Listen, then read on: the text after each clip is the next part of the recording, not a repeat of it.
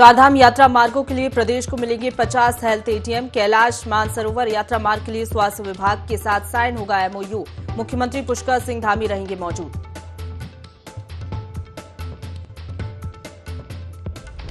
भारी बारिश और बर्फबारी ने बढ़ाई तीर्थयात्रियों की मुसीबत। केदारनाथ धाम के लिए 30 अप्रैल तक रजिस्ट्रेशन बंद। खराब मौसम के कारण रजिस्ट्रेशन पर लगी रोक।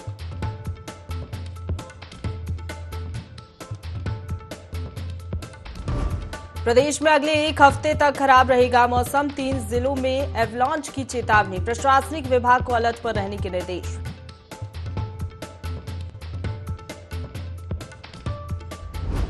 लोहाघाट में नाबालिग से दुष्कर्म का आरोपी गिरफ्तार। शादी का झांसा देकर पिछले 6 महीने से कर रहा था दुष्कर्म। पॉक्सो एक्ट के तहत केस दर्ज।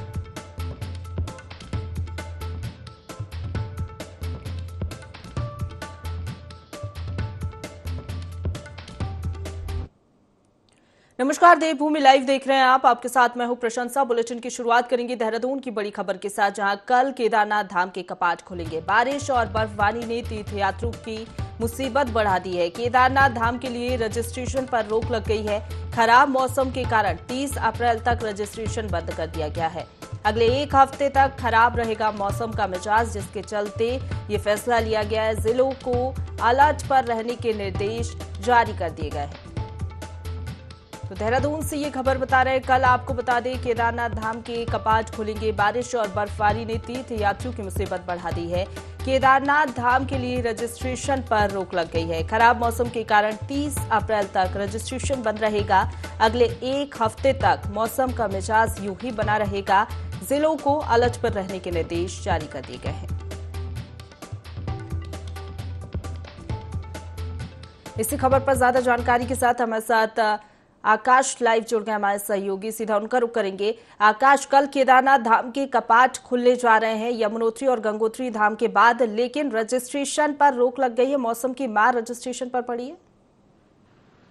बिल्कुल प्रशंसा कह सकते हैं कि जिस तरीके से गंगोत्री और यमुनोत्री धाम के कपाट खुल चुके हैं और कल केदारनाथ धाम के जो कपाट हैं वो खुलने हैं, और इसमें कह सकते हैं कि लोगों में जिस तरीके का उत्साह देखने को मिल रहा है। तकरीबन 17 लाख से अधिक श्रद्धालुओं ने इस बार चारधाम में अकेले रजिस्ट्रेशन कराया है। लेकिन महत्वपूर्ण बात यह है कि पिछले 3-4 दिन से जो केदारनाथ है वहाँ पर लगातार जो बर्फबारी और बारिश है उससे कहीं ना कहीं परेशानी जो है बढ़ती हुई नजर आ रही है।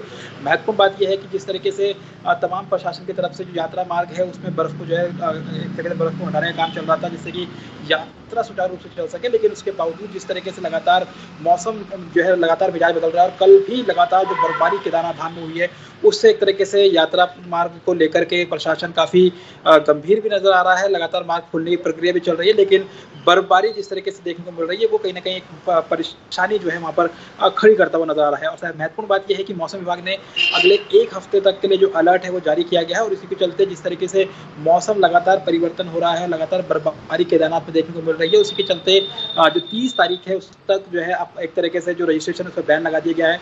कई यात्रियों को लेकर के जो है सोनप्रयाग में भी कल रोका गया था, क्योंकि लगातार यात्रा मार्ग बाधित हो रहे थे बर्फबारी की वजह से, और किसी तरीके की अनहोनी ना हो तो उसको लेकर के कल सोनप्रयाग में कई यात्रियों को जो है रोका गया था। और आज भी लगातार जो मौसम है वो पल पल जो है बदल रहा है, बर्फबारी वहाँ पर देखने को मिल रही है, और इसी को लेकर के ये तय किया गया है कि 30 तारीख तक जो यात्रा है केदारनाथ के रजिस्ट्रेशन उसे बंद कर दिया गया है। उसके अलावा जो यात्री इस समय यात्रा कर रहे हैं केदारनाथ जाने के लिए या फिर बद्रीनाथ जाने के लिए सोच रहे हैं, उनके लिए बाकायदा एडवाइजरी भी जारी की गई है, और कहा गया है कि मौसम की जो अपडेट है उसको लेकर ही यात्रा जो है अपनी वो यात्री जो है श्रद्धालु यात्रा करें, और साथ ही साथ जो गर्म कपड़े हों या फिर जरूरत की जो चीज़ें हैं सर्दियों में उसको एक तरीके से देखें। और साथ ही साथ जो हाई एल्टीट्यूड में कहीं ना कहीं ऑक्सीजन की कमी होती है, तो जिनको हार्ट की प्रॉब्लम है या फिर अन्य बीमारी से जो लोग हैं वो कहीं ना कहीं फिलहाल के जो यात्रा है उसे अवॉइड करें। तो कह सकते हैं कि कहीं ना कहीं मौसम का जो मिजाज लगातार बदल रहा है उसने परेशानी खड़ी की है, और ये वजह है कि इसी को लेकर के जो केदारनाथ है उसमें रजिस्ट्रेशन बंद कर दिया गया है। कल कपाट खुलने हैं, और कई यात्रियों को सोनप्रयाग के पास जो है कल रोका गया था, और आज भी सुबह अगर हम बात करें तो खासतौर पर ये देखा गया है कि सुबह भी लगातार जो बर्फबारी है वो केदारनाथ धाम में देखने को मिल रही है। बिल्कुल आकाश, बदलते मौसम के चलते स्वास्थ्य विभाग की क्या तैयारियां हैं, प्रशासन की क्या तैयारियां हैं, क्योंकि कल केदारनाथ धाम के कपाट खुलेंगे, ऐसे में बड़ी संख्या में श्रद्धालु भी शामिल होते हैं। देखिए बिल्कुल जिस तरीके से केदारनाथ की जो डोली है वो एक तरीके से रवाना हो चुकी है, और ऐसे में कल केदारनाथ धाम के कपाट खुलने हैं। और स्वास्थ्य विभाग की बात करें तो स्वास्थ्य विभाग के लिए चिंता इस बात की बनी है, क्योंकि लगातार जो मौसम बदल रहा है उसमें पहले कहीं ना कहीं तैयारियां की गई थी कि तमाम जगहों पर जो चेक पोस्ट है केदारनाथ मार्गों पे, क्योंकि अक्सर ये देखा जाता है कि केदारनाथ एक तरीके से हाई एल्टीट्यूड में है और वहाँ पर ऑक्सीजन की कमी होती है और उसी के चलते जो श्रद्धालुओं से काफ़ी परेशानी का सामना करना पड़ता है। तो उसी को लेकर के हर 1 किलोमीटर पर जो स्वास्थ्य कैंप है वो लगाए गए हैं, जिसपे लगातार जो चेकिंग है या फिर जो चेकअप है वो श्रद्धालुओं को वहाँ पर किया जा रहा है। किसी भी तरीके की अगर परेशानी हो रही है तो उन्हें ऑक्सीजन की अगर कमी होती है तो उसके लिए बाकायदा वहाँ पर तमाम जो व्यवस्था है वो की गई है। साथ ही साथ अगर हम बात करें तो तमाम यात्रा मार्गों पर 50 जो हेल्थ एटीएम है वो लगाए गए हैं, जिसमें 70 जो जांचें हैं वो एक तरीके से निःशुल्क जो है की जा रही है। तो कह सकते हैं कि स्वास्थ्य विभाग ने भी तैयारी की है और प्रशासन का एक बड़ी चुनौती बना हुआ है, क्योंकि लगातार जो मौसम बदल रहा है और बर्फबारी और बारिश की वजह से कहीं ना कहीं जो यात्रा को मार्ग को खोलने की जो प्रक्रिया है वो एक तरीके से की जा रही थी, वो लगातार बाधित हो रही है और इसी को लेकर के काफ़ी परेशानी जो है प्रशासन को भी हो रही है। और आने वाले 7 दिनों के लिए जिस तरह से मौसम विभाग ने अलर्ट जारी किया है उसको लेकर के तमाम जो जिला प्रशासन है उसको अलर्ट रहने के जो निर्देश है वो एक तरीके से दिए गए हैं। बिल्कुल, चलिए ठीक है, आप बने रहिए हमारे साथ। आकाश, आगे भी आपसे जानकारी लेंगे। तो खबरों में आगे बढ़ेंगे, रुक करेंगे देहरादून का, जहां जिला अधिकारी कार्यालय में आज जनता दरबार लगेगा। सैकड़ों की संख्या में फरियादी जनता दरबार पहुंचेंगे। जनता दरबार में आपको बता दें, जमीन और पारिवारिक कलेश से जुड़े ज्यादा मामले सामने आते हैं। कई मामलों का जिला अधिकारी द्वारा मौके पर ही निस्तारण किया जाता है। देहरादून से ये खबर बता रहे जिला अधिकारी कार्यालय में आज जनता दरबार लगेगा। सैकड़ों की संख्या में फरियादी जनता दरबार पहुंचेंगे। जनता दरबार में आपको बता दें, जमीन और पारिवारिक कलेश से जुड़े ज्यादा मामले सामने आते हैं। कई मामलों का जिला अधिकारी द्वारा मौके पर ही निस्तारण किया जाता है।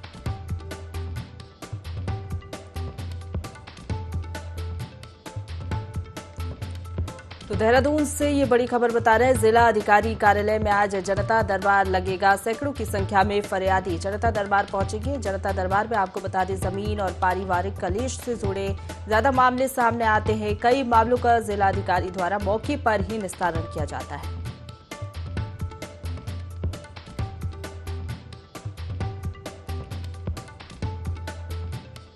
तो देहरादून से ये खबर बता रहे जिला अधिकारी कार्यालय में आज जनता दरबार लगेगा। सैकड़ों की संख्या में फरियादी जनता दरबार पहुंचेंगे। जनता दरबार में जमीन और पारिवारिक कलेश से जुड़े ज्यादा मामले सामने आते हैं। ऐसे में देखा जाता है कि जिला अधिकारी कई मामलों का मौके पर ही निस्तारण करते हैं।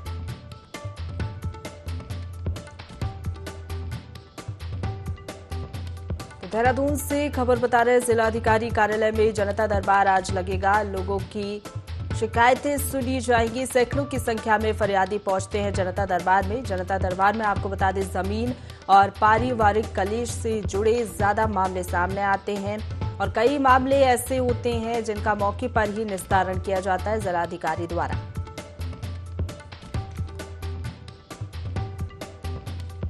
जिला अधिकारी कार्यालय में जनता दरबार लगेगा। जनता दरबार लगाकर कोशिश ये रहती है कि जो फरियादी पहुंचते हैं उनकी शिकायतों का निस्तारण किया जाए। जनता दरबार में आमतौर पर हम देखते हैं जमीन और पारिवारिक कलेश से जुड़े ज्यादा मामले सामने आते हैं। कई मामलों का जिला अधिकारी मौके पर ही निस्तारण करते हैं।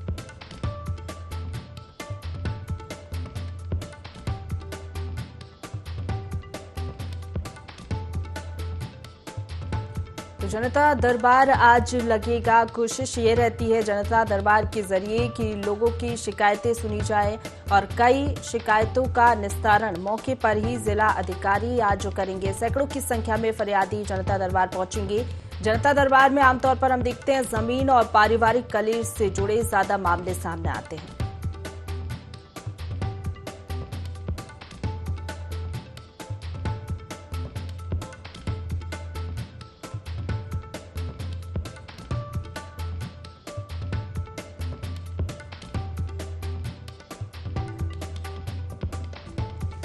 तो जनता दरबार में जमीन और पारिवारिक कलेश से जुड़े ज्यादा मामले सामने आते हैं। कई मामलों का जिला अधिकारी द्वारा मौके पर ही निस्तारण किया जाता है। अपनी अपनी शिकायत लेकर लोग पहुंचते हैं और सभी की शिकायतों को सुना जाता है। खबर पर ज्यादा जानकारी लेंगे, हमारे साथ संवाददाता विनय फोन लाइन पर जुड़ गए। विनय, जनता दरबार आज लगेगा और शिकायतें आज सुनी जाएंगी। फरियादी अपनी शिकायतें लेकर पहुंचेंगे। कितने बजे जनता दरबार लगेगा?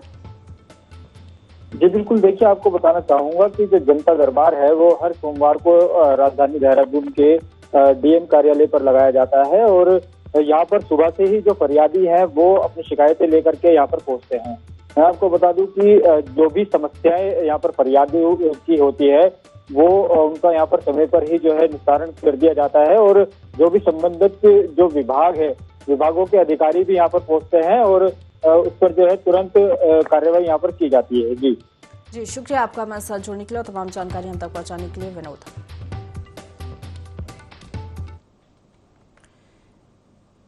खबरों में आगे बढ़ेंगे, जहां यमुनोत्री और गंगोत्री धाम के कपाट खुलने के साथ ही चार धाम यात्रा का आगाज हो गया है। इस दौरान पहले दिन ही दुखद खबर सामने आई है। बता दें कि यमुनोत्री धाम में गुजरात से आए एक तीर्थयात्री की सांस गति रुकने से मौत हो गई, जिसको लेकर कांग्रेस ने सवाल खड़े किए हैं। कांग्रेस ने कहा है कि विपक्ष लगातार सरकार को चेता रहा था कि संख्या बल पर नहीं बल्कि गुणवत्ता पर जोर दिया जाए, लेकिन पहले दिन सरकार की स्वास्थ्य व्यवस्था की पोल खुलकर सामने आई है। हालांकि इस पर भाजपा ने पलटवार करते हुए कहा कि कांग्रेस यात्रियों को बरगला रही है और चार धाम यात्रा पर भ्रामक बातें फैलाकर तीर्थ यात्रियों को रोकने का प्रयास कर रही है।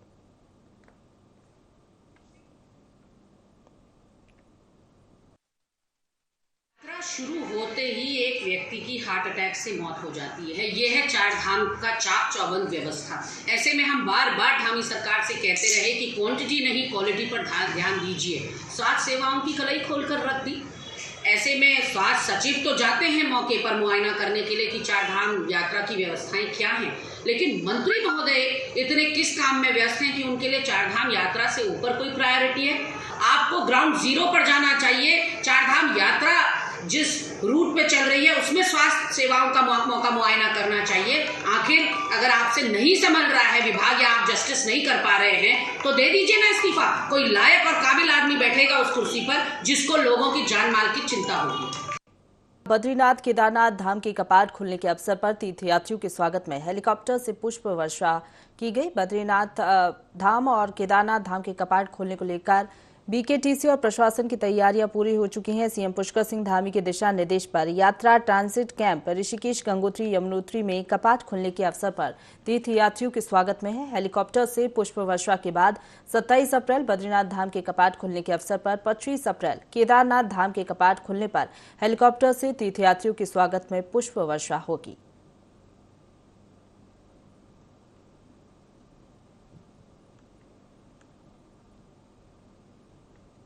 आगे बढ़ेंगे, उत्तरकाशी में गंगोत्री और यमुनोत्री के कपाट खुल चुके हैं। सीएम पुष्कर सिंह धामी दोनों धामों में पूजा अर्चना कर चुके हैं। सीएम ने मां गंगा को स्वच्छ रखने की अपील भी की है, लेकिन जनपद मुख्यालय उत्तरकाशी में स्वच्छता अभियान की पोल खुलती हुई दिखाई दे रही है। जनपद मुख्यालय के प्रवेश द्वार तामा खाड़ी में नगर पालिका के कूड़े का पहाड़ है, सीधे गंगा में समा रहा है। पहली बार मां गंगा के दर्शन करने आए भक्तों का स्वागत कूड़े से किया जा रहा है।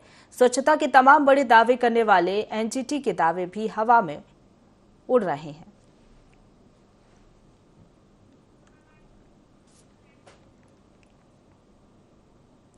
रुक करेंगे अगली खबर का, जहां लोहाघाट थाना क्षेत्र के एक गांव में दुष्कर्म का मामला सामने आया है, जिसके बाद पुलिस ने मामला दर्ज कर आरोपी को गिरफ्तार कर लिया है। इस दौरान थाने के एसओ मनीष खत्री ने बताया कि एक नाबालिग बच्ची के साथ एक 25 साल के युवक ने शादी का झांसा देकर लगभग पिछले 6 महीने से दुष्कर्म किया, साथ ही उसको बदनाम और बर्बाद करने की धमकी भी दी।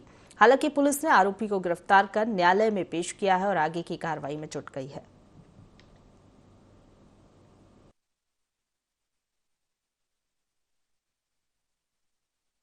विधि के नाबालिग के साथ एक युवक द्वारा दुष्कर्म किया गया है।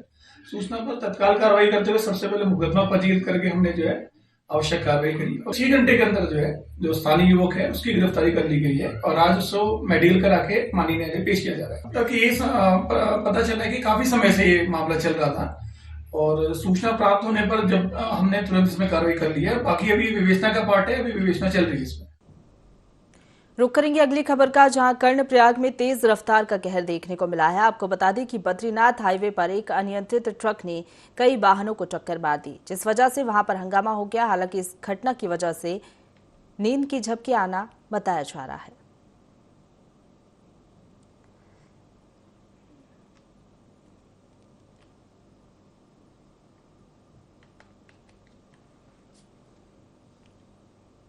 रुक करेंगे अगली खबर का, जहां यमुनोत्री और गंगोत्री धाम के कपाट अब श्रद्धालुओं के लिए पूर्ण रूप से 6 माह के लिए खुल चुके हैं। आने वाले समय में केदारनाथ और बद्रीनाथ के कपाट भी श्रद्धालुओं के लिए खुल जाएंगे।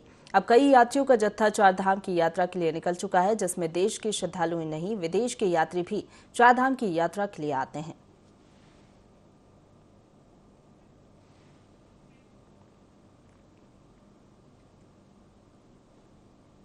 मुख्यमंत्री पुष्कर सिंह धामी ने चारधाम यात्रा में लोगों को मेडिकल सुविधाएं प्रदान करने के लिए निःशुल्क मेडिकल सेवाओं को रवाना किया। इस अवसर पर धामी ने कहा कि श्री केदारनाथ और श्री बद्रीनाथ धाम में स्वास्थ्य सेवाएं उपलब्ध कराने के लिए 6 sigma high altitude medical service की टीम बधाई के पात्र है। चारधाम में सरकार की ओर से सभी चिकित्सा सुविधाएं उपलब्ध कराई जाएंगी, जिससे यात्रा पर आने वाले श्रद्धालुओं को किसी भी प्रकार की असुविधा का सामना न करना पड़े। इस बार मेडिकल टीम यात्रा के दौरान ज्यादातर पोर्टेबल मेडिकल इक्विपमेंट का इस्तेमाल करेगी, जिससे यात्रियों को बेहतर स्वास्थ्य सेवाएं दी जा सकें।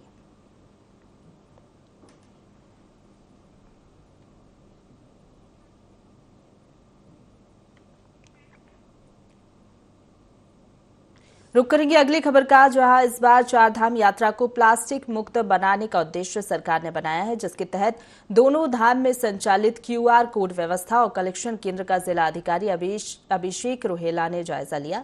इस दौरान जिला अधिकारी ने सभी को हिदायत देते हुए कहा कि जितनी भी पेय पदार्थों की प्लास्टिक बोतलें प्रयोग की जानी हैं, उन सभी में QR कोड अनिवार्य रूप से लगाया जाए। साथ ही कहा कि जो QR कोड को नहीं लगाएगा, उनके ऊपर सख्त कार्रवाई की जाएगी।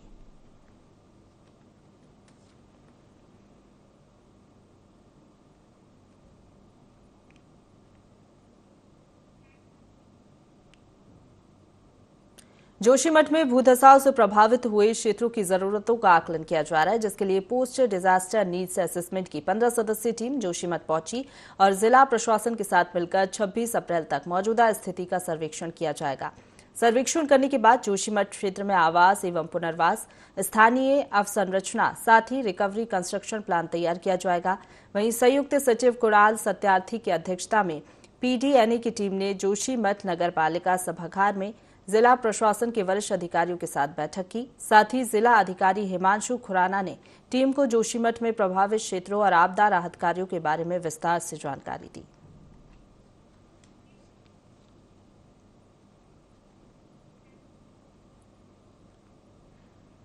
रुक करेंगे अगली खबर का, जहां जोशीमठ में भूधसाव से हुए नुकसान का आकलन करने के लिए केंद्र की टीम पहुंची है। केंद्र की 16 सदस्यीय टीम में राज्य सरकार के 10 अधिकारी भी शामिल हैं। ये टीम 3 दिन तक जोशीमठ में भूधसाव का आकलन करेगी। रिपोर्ट के बाद तय होगा कि केंद्र सरकार से कितने आर्थिक पैकेज की मदद मिलेगी। सीएम पुष्कर सिंह धामी ने प्रधानमंत्री नरेंद्र मोदी से जोशीमठ के लिए करीब 3000 करोड़ के आर्थिक पैकेज की मांग रखी है। भूधसाव के बाद केंद्र और राज्य सरकार की टीम लगातार जोशीमठ का निरीक्षण कर रही है।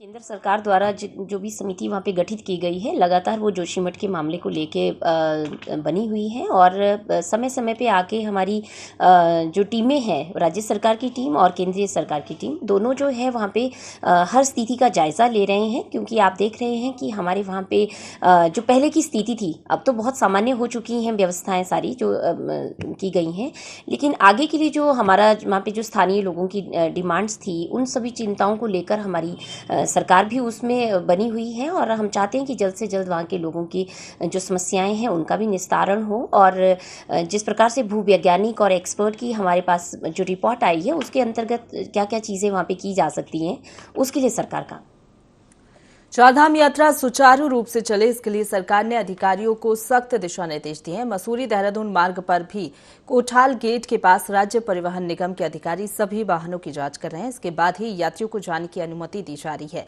साथ ही जिन यात्रियों के रजिस्ट्रेशन नहीं हुए हैं, उनका रजिस्ट्रेशन किए जाने के बाद ही उन्हें चारधाम यात्रा के लिए भेजा जा रहा है। परिवहन मंत्री चंदन रामदास ने अत्याधुनिक चेक पोस्ट का उद्घाटन कर श्रद्धालुओं को सौगात दी है। इस दौरान उन्होंने यात्रियों से बातचीत की और उनकी सुखद यात्रा की कामना की।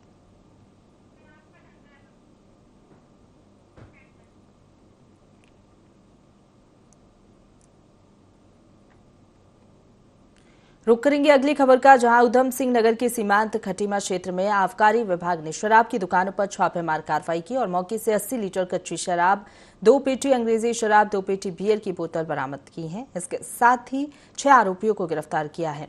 6 अभियुक्तों को गिरफ्तार किया गया। आपको बता दें कि जिला आबकारी अधिकारी अशोक मिश्रा के निर्देश पर यह कार्रवाई की गई है।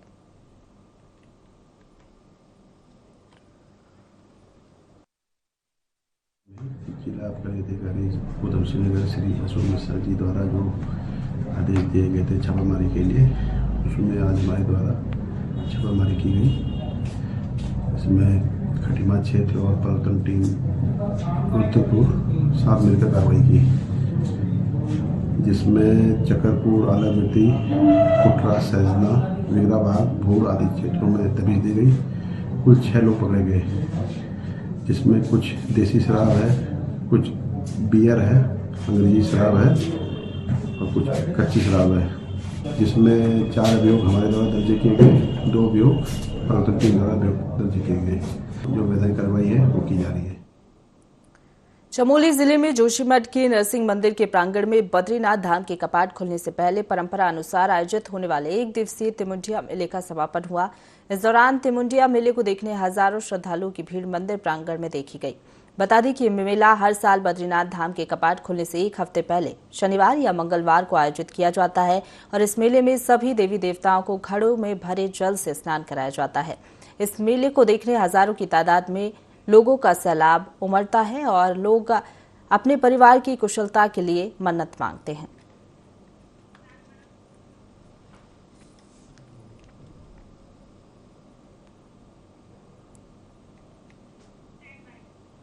आगे बढ़ेंगे। उत्तराखंड के मैदानी क्षेत्रों में तेंदुए की दस्तक ने दहशत मचा दी है। लोग घरों के अंदर रहने को मजबूर हैं तो दूसरी ओर जानवरों की दस्तक सड़क दुर्घटनाओं का सबब बन रही है। जनपद उधम सिंह नगर जिम कॉर्बेट राष्ट्रीय उद्यान की सीमाओं से लगा है और इस जंगल में टाइगरों की आबादी में बढ़ोतरी हुई है, जिस वजह से टाइगरों ने जिम कॉर्बेट राष्ट्रीय उद्यान के जंगलों में अपना वर्चस्व बनाना शुरू कर दिया है और टाइगरों के खौफ की वजह से गुलदारों ने रिहायशी इलाकों की तरफ रुख करना शुरू कर दिया है। इलाकों में जो आवाजाही हो रही है वो लेपर्ड की हो रही है। लगातार लेपर्ड की घटनाएं सुनने में आ रही, लोगों के द्वारा जो लेटर भी आ रहे हैं, उनके फ़ोन भी आ रहे हैं और उच्च स्तर से भी इस पर निर्देश प्राप्त हुए कि ये जंगली जानवरों को जो रिहायशी आबादी में क्षेत्रों में आने से रोका जाए। तो उस संबंध में ये अवगत कराना है कि वास्तव में स्थिति यह है कि जंगल में अभी जैसे आपको पता ही है टाइगरों का एस्टिमेशन का रिजल्ट आया है, तो टाइगर की संख्या बढ़ी है। तो टाइगर और लेपर्ड का सीधा संबंध है कि अगर टाइगर बढ़ेंगे तो लेपर्ड को अब उन जो क्षेत्र है जिस एरिया में लेपर्ड रहते हैं वो एरिया भी टाइगर कवर कर लेता है, तो उनको मजबूरन बाहर भागना पड़ता है। इसी के साथ बुलेटिन में फिलहाल इतना ही। खबरों का सिलसिला लगातार जारी है, आप बने रहिए हमारे साथ।